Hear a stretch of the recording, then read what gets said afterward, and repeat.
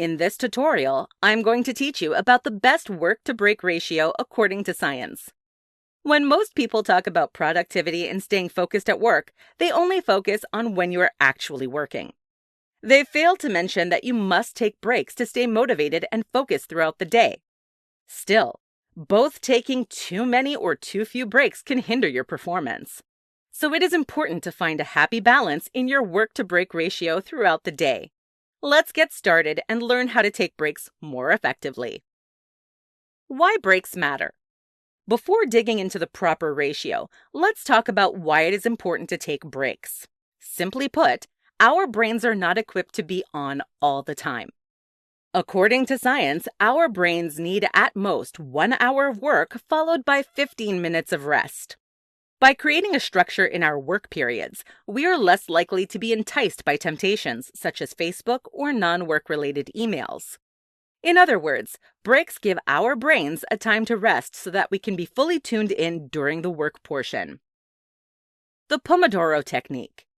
Although you can certainly try the 1 hour on and 15 minutes off approach, you will likely find it very challenging at first.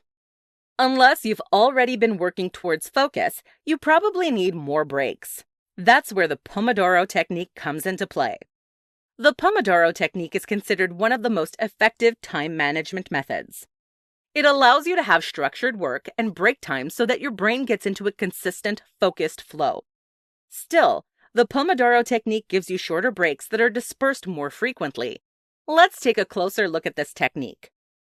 With the Pomodoro technique, decide on what task you need to do first, then set a Pomodoro timer for how long you want to work. This time is traditionally set for 25 minutes, but you can change the time based on your personal preference and current abilities. Work until the timer rings. Then take a 3 to 5 minute break. Get back to work once that short break is up and set the timer for 25 minutes again. Repeat this process 4 times. After the fourth 25-minute working session, take a longer break. This break should be between 15 and 30 minutes. After the 30-minute break is up, start over, beginning with a 25-minute work session and 5-minute break.